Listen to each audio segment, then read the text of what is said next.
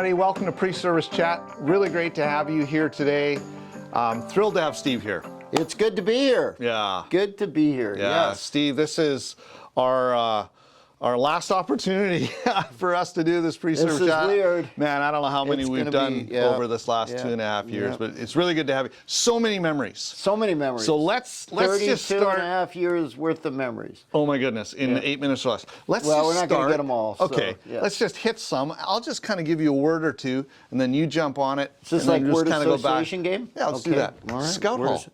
Scout Hall. Yeah. Yeah, when I first came here with Sylvia and little Eric in 1990, we were meeting in the Scout Hall at Marigold Scout Hall. Okay. Came in every Sunday. It smelled like a beer parlor because the night before they probably had a wedding reception there.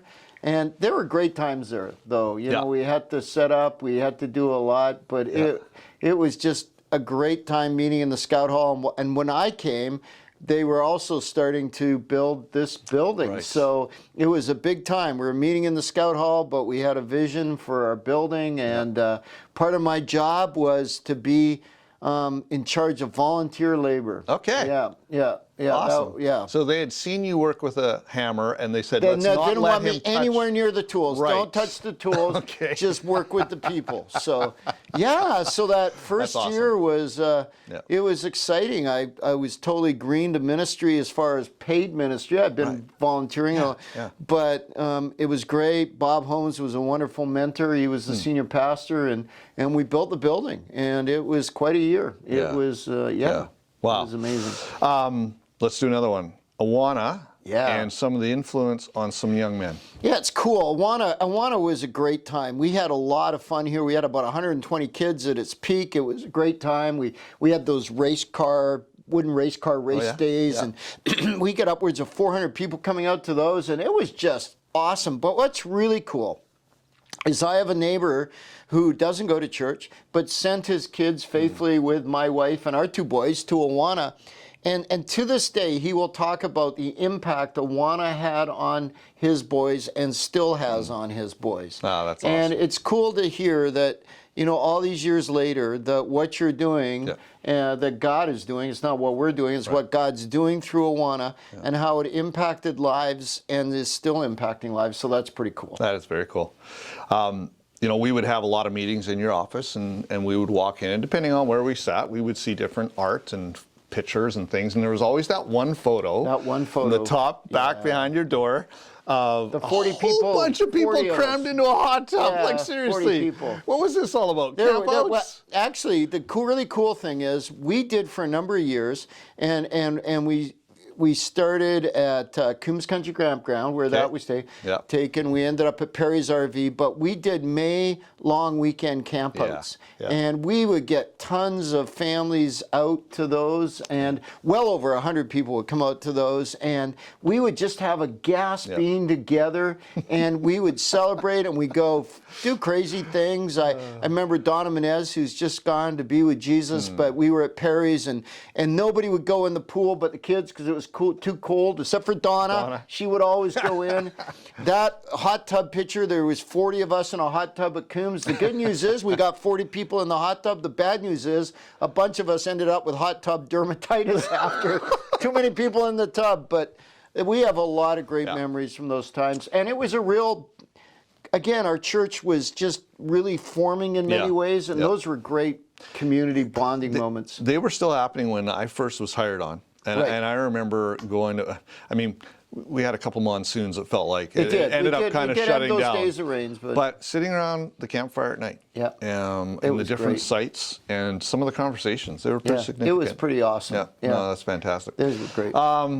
Let's go to special services. Special services. Yeah, okay. Yeah, I've loved our special services. You know, our Remembrance Day services, I'll never forget. The one where you marched out, you looked at me like, what should I do? And you decided that I was telling you to march out, so you bravely marched out with the piper and the flags. With the flags. It was really good. You should have been in the military. I wasn't supposed to do that. Yeah, but it was good. But I looked good, apparently. You did look good. Thank you. And, you know, and then we had our children's Christmas performances. They were great. We have the only nativity that has a zebra in it. That was awesome. I love that.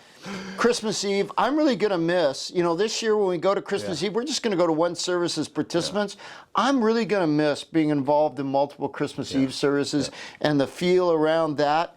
And, I'll never forget one Christmas Eve. It wasn't that long ago. No, it wasn't. That I did a service here. I ran out to CPC. I came back here, and I had to get into the service, but I had to go to the little boys' room first. Of course. And I'm heading to the little boys' room, and the realization was my mic was on, and I was about to go to the bathroom with my mic on, and bless Pastor Christina, because she apparently threw off her nice high heel shoes and peeled down the hallway and caught me just before I went into the bathroom and told me, your mic's on.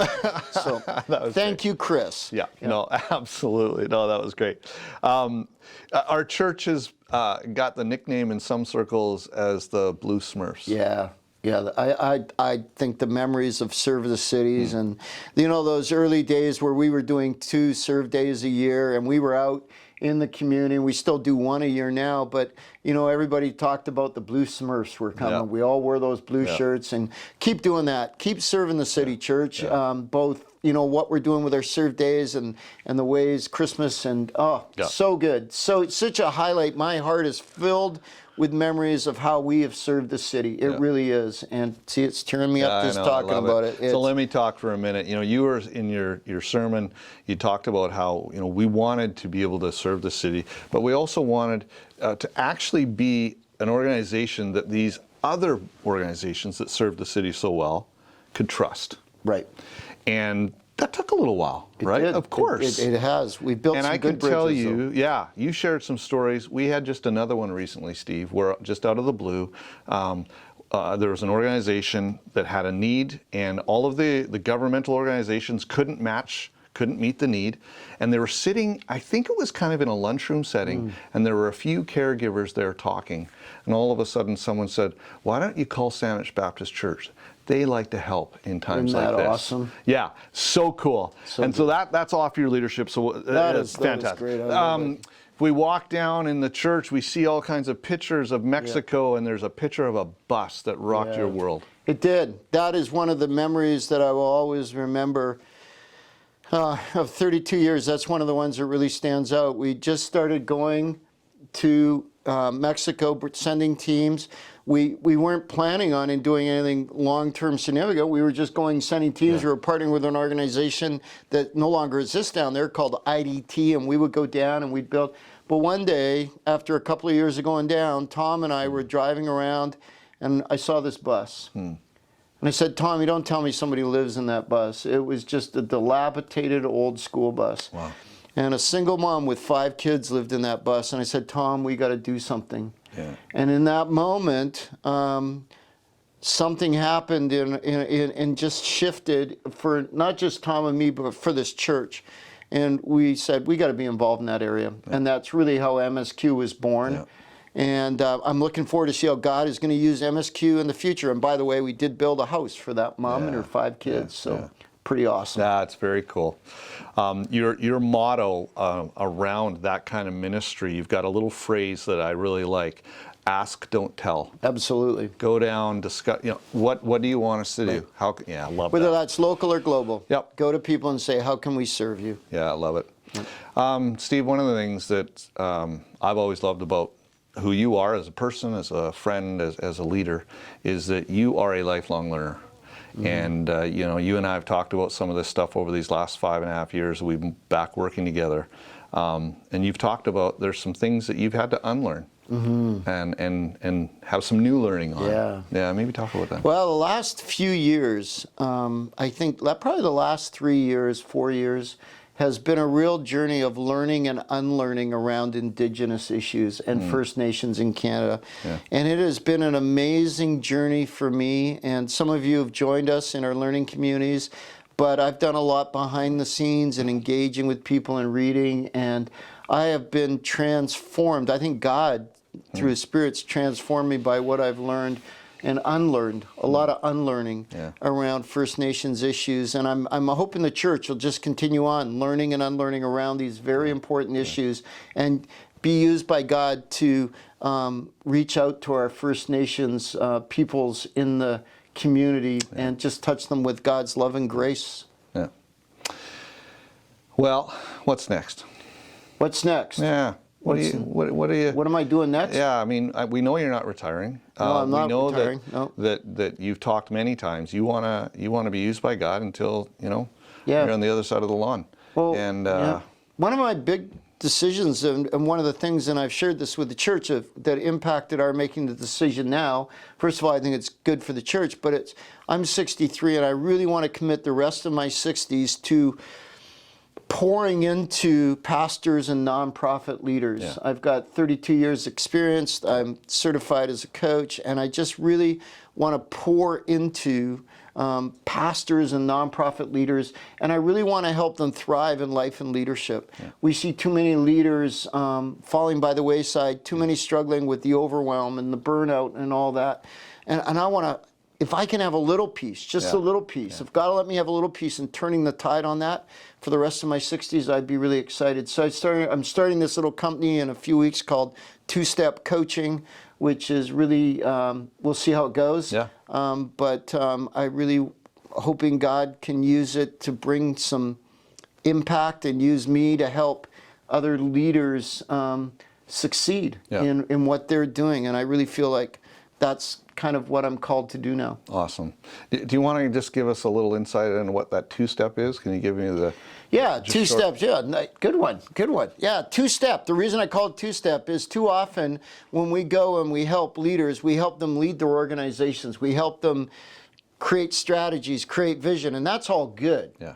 But the first step is helping the leader be who God wants them to be. Yeah. And one of my mottos, the staff all know it, and one of the core values of this new little thing I'm setting up is the greatest gift you can give yourself, your friends, your family, whatever you're leading, is a healthy, energized you. If you're not healthy and energized, the vision, the strategy, that all doesn't matter. Right. And so two-step is step one, working with leaders, helping them get healthy and energized, and step two, then helping them with their organization or their churches. Yeah. Well, we reluctantly will be saying goodbye to you. Yeah. We are so grateful for who you have been. Me personally, friend, coworker, for what you've done in the lives of so many people. Steve, thanks for your faithfulness. Yeah, for leading thank you. us over and all these thanks years. for your friendship. Yeah, it's meant a lot. We've worked together for 14 years. And it's been great. Yep. So thank you for coming back for the second part of the journey. It's been good. It's been good. And church, I know you're in good hands with Pastor Lindsay as the interim lead pastor, Pastor Christina doing the associate role, and the rest of the staff. You've got an amazing staff team. Pray for them. Cheer them on. Jump on board. Volunteer. Get involved during this new season. God has great things in store for this church. The best days of Saanich Baptist Church are ahead, not behind. And I'll be praying for you. And thank you, church, for 32 and a half years.